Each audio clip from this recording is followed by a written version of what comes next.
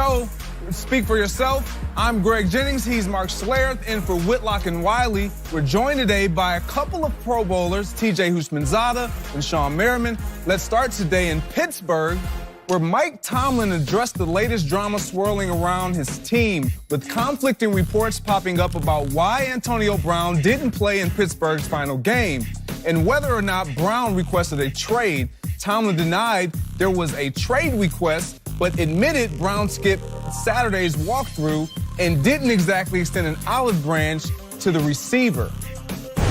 Did he quit on this team? You know, you can describe it in whatever ways you want to describe it, but there was a lack of communication there that can lead to thoughts and things of that nature that can go in many directions. The bottom line is that we were playing a significant game, and he didn't do a good enough job of communicating or being available in the hours leading up to that performance. So we needed to make decisions pertinent to getting prepared to play in that performance. So I've been really clear about outlining what transpired, the level of communication and things of that nature. So obviously there's some things within that that you can infer, certainly. Is there a point where you have to step back and look at the way you're coaching your team and be more of a disciplinarian? Certainly. I think that you're always taking a step back. And when I'm talking about taking a step back and waddling in it, I'm not only talking about those that play and those that coach in there. I start with the thumb, okay? So most certainly. Mark, so I come to you first. Yeah. With everything that's going on in Pittsburgh, looming around Antonio Brown, should the Steelers move on from Antonio Brown? Yeah, you know, the player in me says absolutely get rid of the guy. He's a turd, right? I mean, that's the player in me. But the bottom line is the guy is so talented. And I think one of the issues that you get into is you look at the lack of discipline. And I applaud Mike Tomlin for saying, yeah, you know, I'm not pointing the finger, I'm pulling the thumb. It is on me. The lack of discipline is on me. And you've enabled him to act that way. This is not the first time. This is not like some isolated incident where he got mad, he threw a football, he decided not to show up to a walkthrough, right? This is something that has gone on inside that organization for years. As I mentioned yesterday on this program, he's got a mantra where he says, I'm going to put up with it until I can replace you. Well, you can't replace that production. So the bottom line to me is you've enabled a guy to act like a petulant child, and he's going to act like a petulant child. So until you stand up from a disciplinary standpoint, and it started that weekend against the Cincinnati Bengals, until you stand up and take control of your football team, this will continue to happen. And he's not alone, man. It's Ben Roethlisberger calling out teammates in the media. It's Le'Veon Bell. It's the offensive lineman that wouldn't support their running back when he didn't show up because of a contract issue. So this is endemic of the organization in general. You know, it's a systemic failure of organization. I put that mostly on Mike Tomlin. For me, I just think you have to move on. Now, whether they are capable of moving on because of the contract, right, we all understand that. But from a player perspective, I think you have to move on from a guy like this. We all understand his production. How productive is he? Very. One of the most productive receivers in all of the National Football League. But and we talked about this yesterday, when you're trying to establish a culture and you're trying to regain control of that culture, and Mike Tomlin being that he's trying to regain the control, you have to start by putting the hammer down and going to your front office saying, look, I understand the production that he provides us as a team and as an organization, but what we're trying to do, has it equated to Super Bowls? No. Has it equated to playoff wins? No. Has it equated to us getting to the playoffs even this year? No. So are we winning with him? Can we win without him? The answer to me is yes. I look at it from the perspective, and we've all been in the locker room. There's 4 or 5 players on every team that operate on a different set of rules. Every team. Now, do those 4 or 5 players, are they professional enough to not make you look bad as a head coach? Do they cross the line and force you to put the hammer down, as you said? He's crossed the line, and this isn't the first time. It came to a head because all were but eliminated from the playoffs going into the last game of the season. Somebody on the team leaked that this incident happened with Roethlisberger. This has been going on for a long time. It just became public now. Absolutely 100% they need to move on, because the culture is such, you'll see a young guy, he's seen Antonio Brown get away with this. If this is in his DNA, when he becomes the man, he's going to do it. It's going to be a recurring cycle. If you don't nip it in the bud now, by not playing, that was step one. By getting rid of him, that's step two, and guys will say, oh, wow. And Antonio Brown's one of the top 2 receivers in the league. He's going to be fine. He'll suffer from leaving Pittsburgh, and Pittsburgh will suffer from him not being there. You kind of beat me to it because we talk about the former players and the 4 or 5 guys you got on every team that can go and do certain things and probably get away with it more than the rest of the guys. One thing I haven't seen anything done was a football being thrown or a big altercation with your franchise quarterback. I don't care who you are. You can be the best wide receiver. I've seen it. Yeah, but I've been through it. Yeah, but this is Ben Roethlisberger was talking about a Super Bowl winning quarterback. We're talking, Future Hall of with Famer. future Hall of Fame. We're talking about a different set of standards here, and we also know that he threw a football. They had multiple arguments, and now you're coming out and saying the things, and not only poking at Ben Roethlisberger, but you're poking at the organization. People not forget Ben Roethlisberger he's no saint in this situation. He's done, he's done some things. He's done things quite, but one thing he's doing is he's playing the game right.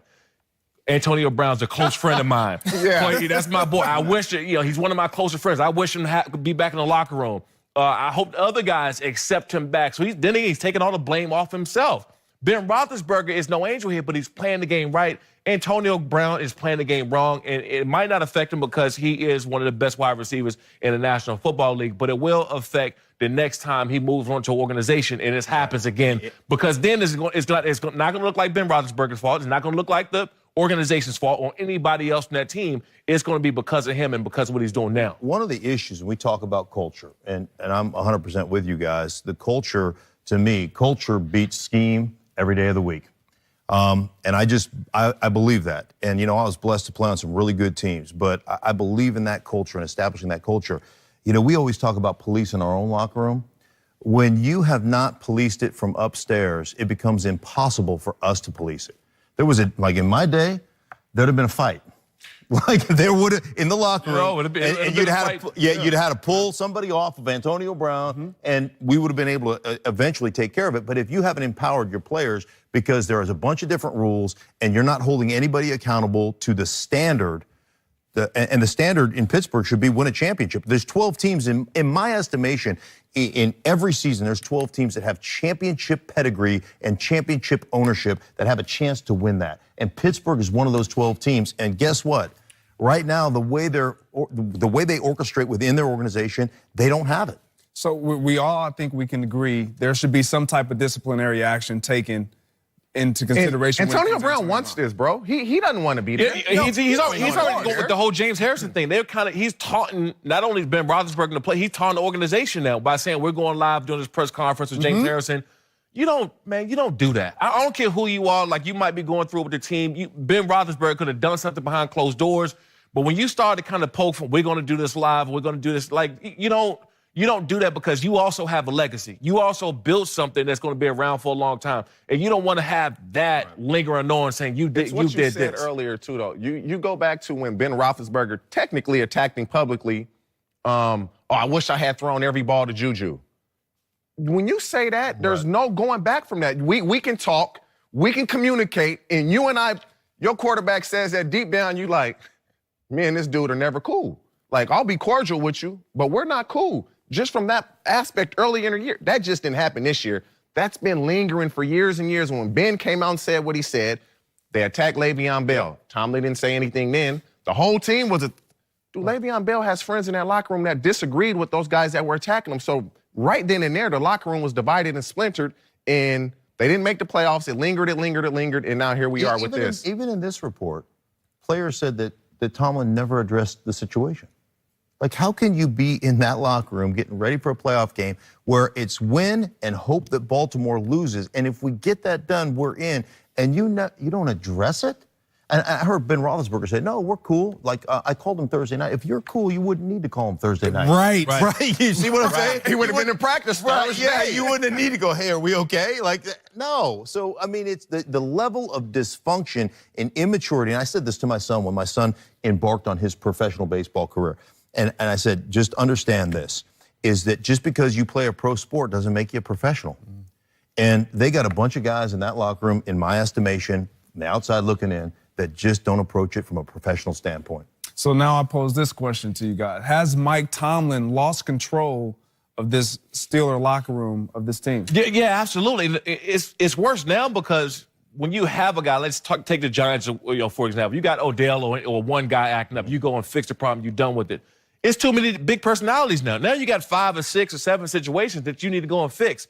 Yes, you've lost the locker room. You should have done something a long time ago when you stepped in and you fixed the problem. That way it wouldn't linger on to the next person, the next person, the next person, because I don't see these same people, these same guys, offensive linemen or whoever is talking to say the same thing about Le'Veon Bell. I don't see them saying anything about Antonio Brown. So that means you got 2 guys in the offensive line that don't like Le'Veon Bell. You got another 2 or 3 guys that like Antonio Brown. So you already have this division. You got too many big personalities, too many guys speaking up, and there's no way at this point, unless you start to alleviate the problem and you get rid of some guys.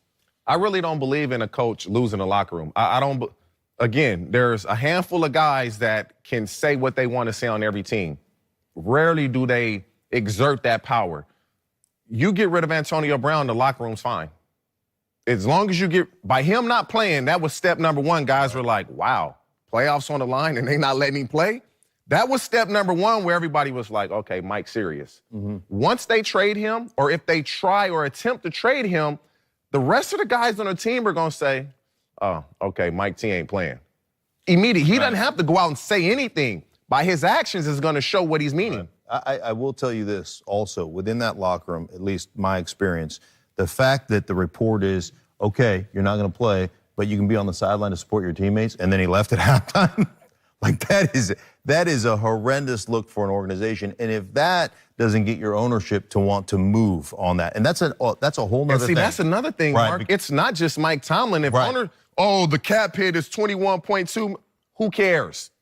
If the culture of the team is what's important, it doesn't matter. Right. Yeah, and for me, that's the part that stands out most. Him leaving or reportedly having left before the end of the game, that's a slap in the face to your head coach and to everyone on that team. The guys who you have practiced with since training camp, off season, worked blood, sweat, and tears, and you walk out on me? Right. Like Mike Tomlin, I have to give Mike Tomlin this amount of credit. And I do believe he has lost control. But I do give him credit in a sense of he hasn't, to your point, lost it to where he's throwing guys under the bus. He didn't say Antonio Brown quit on us, although we all can read between the lines and say Antonio Brown walked out on this team. He quit on this football team. And with that, just that alone, I can't have him back in my locker room. But the issue for Mike Tomlin is he's going to have to address this team, when the offseason happens, the OTAs happen, and say, first off, you have to take ownership.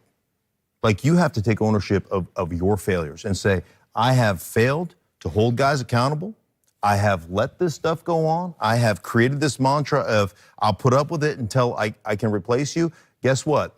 There's a new sheriff in town. None of those things are working, and we're no longer going to do this. And if you back that up with Antonio Brown doesn't play, or we've tried to trade Antonio Brown, and then the one thing is you have to adhere. So many times I've heard over the course of my career, like, that guy couldn't be, one of us, and he doesn't fit our program, and that guy is this, that, and the other, right? And we play a certain way, and we adhere to a certain set of standards, and then the offseason rolls around, and you make that guy the highest paid player on your team. You're like, dude, come on. For 4 years, I heard how that guy couldn't play for us, and now he's the highest paid guy on our team. Like, you have to, it's one thing to preach it, it's another thing to live it. And for Mike Tomlin, you're going to have to live it.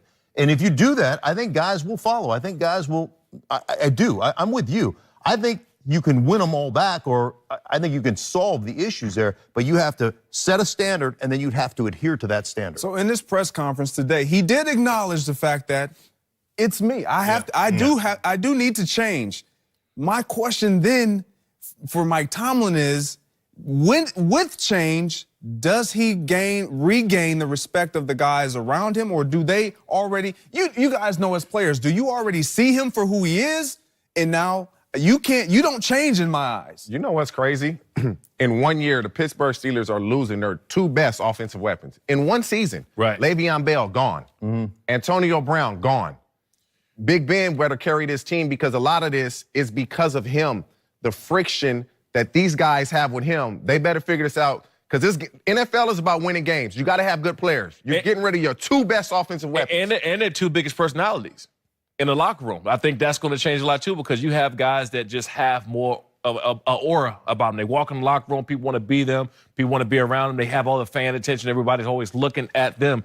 You're getting rid of the two biggest personalities. I think you can regain the locker room back. See, for me personally, when I look at this situation and what Antonio Brown can cause as far as a rippling effect, I look at the New York Football Giants. When we saw Sterling Shepard act out this season on the sideline, what was the first person we brought up? Odell Beckham. Look, he's learned from Odell Beckham. Right. This is the cause and effect that comes But with. you know what, though? Like, money, I always tell, money doesn't change anybody. Money lets you Brings out. become who you've always wanted to be. Maybe this was Sterling Shepard. Maybe we didn't know much about him, and he finally got a chance to play. He started balling. Okay, now I'm going to show you guys the real me. Possibly. All right, we got to go. Stick around. Later in the show, Mark and I will give you our approval ratings for Mike Tomlin and see how his handling of all this drama has affected his rating. Also coming up, are the Cowboys really the worst team in the playoffs? We'll tell you if Dak and company aren't getting enough respect. That's coming up next.